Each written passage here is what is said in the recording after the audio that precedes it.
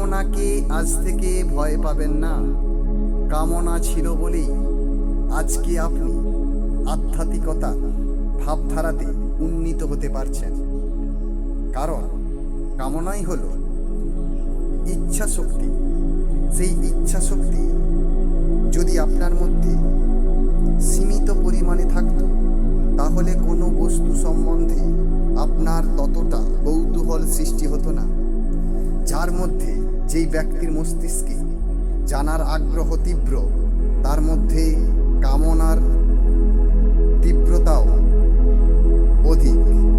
অতএব কামনাকে তার সঠিক এবং মহৎ উদ্দেশ্যে আপনি যদি প্রেরিত করেন কিংবা ব্যবহার করেন, সেখানে আপনার জীবন সবথেকে আধ্যাত্মিকতায় পরিণত হবে।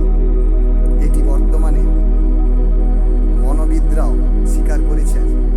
তাই আজ থেকে কামনাকে অসম্মান করবেন না, কামনাকে পুজো করুন এবং তার সঠিক ব্যবহার করুন।